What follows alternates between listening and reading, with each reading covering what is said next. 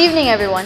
Thank you for coming to this very special birthday party, the 17th birthday of Siriam Singh. I am Janavada Kipil, the celebrant's dearest best friend. Surprising, isn't it? Anyways, let me tell you some things about my time with this weirdo. Now, some of you may ask, why on earth have I, Janavada Kipil, chosen this quiet and shy girl to be my best friend? My answer is this. She just exploded. She was like a bomb. Now, look what happened.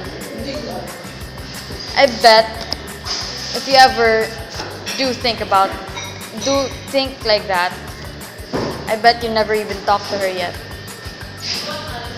She can be very sensitive, like a little cute baby who got her candy stolen. And she can be quite forgetful, almost forgetting the important details, like homework, and she'd have that blank face. Yet always able to recall the littlest of details without fail. A clumsy, absent-minded girl who focuses too much on the trivial rather than the practical. Well, I didn't choose her to be my best friend. It just happened. And I never regretted every second I've spent with her. Whenever Siriam spews out random facts and opens up to you about her passions and ambitions, let me tell you, you'll regret calling her a weirdo in the first place. Her constant need for silent company hides her truest desires to share her own world with others. And I believe that with the number of friends that she has, that I can count with my fingers, Siriam has only learned to open up to a few. That's what makes her so special. A stubborn shell to crack, I believe that after all the effort it took her to open up to me, what matters most is the trust that we share with each other. Because of that, I know that I have become someone Siriam can always depend on. And likewise for me, to depend on her as well. Thank you.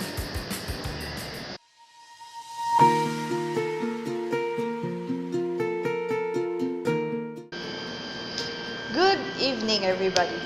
Welcome to the party for the promotion of our dearest colleague, Geneva Linden Kipil. Thank you for coming. I am Siriam Singh, a fellow colleague to Geneva, or rather, Jen, and surprisingly, Geneva's childhood friend. As we all know, Jen is a very hardworking person. Tonight, I will tell you some little facts that I know that has helped Geneva to get where she is and of which has helped mold her into the young lady that she is today. To be honest, Geneva has never actually changed in a big way. If we were to bring her younger self here to compare them for ourselves, I'd say that the only thing that has changed will be her height and status. Other than that, she has always been the exact same person that she was back then. Change has and never will be a thing for her.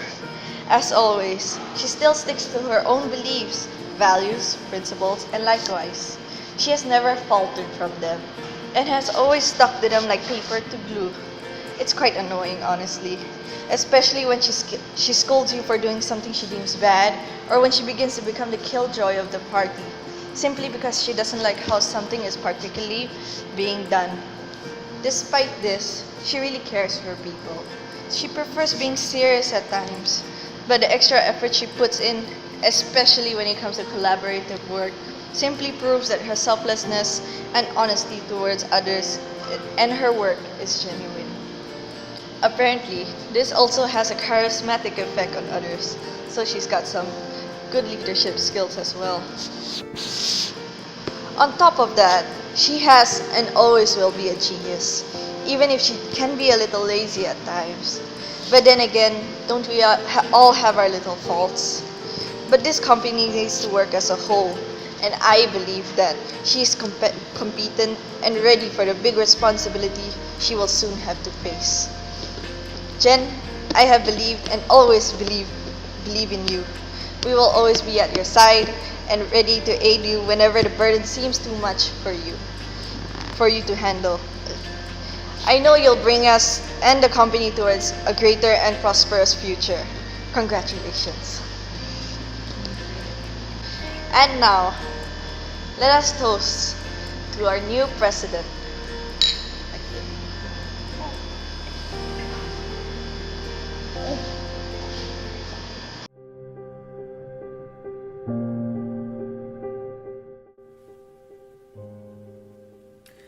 Words simply cannot explain how great of a friend Carol was to me, as such to all of us. A shoulder to rely on, Carol would always be at my side whenever I needed her. In a heartbeat. Carol and I have been friends for a long time. On rainy days like today, I can still remember how we used to noisily raid each other's homes, casually hollering out words of greeting and casual banter, only to crawl back into each other's rooms, cooped up in a corner to read books together in comfortable silence. It's ironic how we were able to explore and travel vast new worlds, all while at the same time share a bowl of preheated pasta within the confines of our homes, our mothers interrupting our reveries whenever the clock struck 6 in the evening. Those days of shared, imaginary adventures within unknown worlds are now long gone. Well into adolescence, we began to explore new things, from picture books and novellas to plays and epics. We've walked out of our picture book childhoods and journeyed together into the world of education. Though a grade apart, we challenged ourselves as equals and began to find our places in the real world. Kiara began to set goals for herself, achievements and hurdles she desired to accomplish in the future that could have been, all whilst maintaining strong ties between each other. After years of both trials and jubilations, we came out as better individuals. We were like stickers on an A-grade paper. We were perfect. Fast forward into the realities of the day. The bliss of our shared past now long gone. Kiara then began to raise the bar a little too high. She began to reach for things that she couldn't achieve, given the time that she allowed herself to do so. Just like a child who cries simply because she cannot physically touch the stars and the heavens above, Kiara began to feel disappointment towards herself. She began to doubt her capabilities and began to hurt herself. Her pride, her inclination towards the world of theater and stage play, the sole reason why she comes to school every single day with a smile, has now been beaten down into a pulp. And it has been done so by Kiara herself. Her depression grew even worse by the passing days. Yet she hid her sadness away behind her bright and playful smiles. Perhaps I was blinded by my own set of problems. Should have been a better listener. It was just days previous that she couldn't bear the pain anymore. On the night that she was rejected by the International Academy of Film and Television. The night that she finally chose to drown herself in that godforsaken fluid. Then on the night that she yielded to her own demons. A great hole bore into my heart. Perhaps it was God's will. Perhaps he couldn't bear to see one of his own children suffer alone. Maybe that's why he decided to make an early call for his angel's return. He could have just told me. He could have just sent me a sign.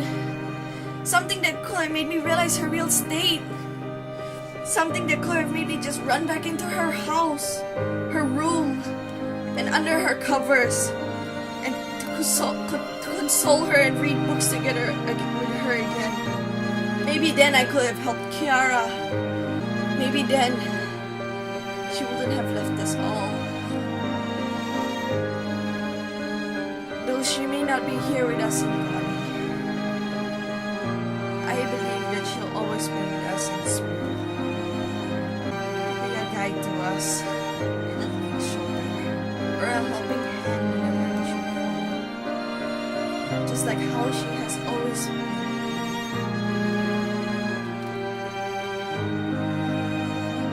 Yes, just like the rainy days of our past, the rain still drenches us.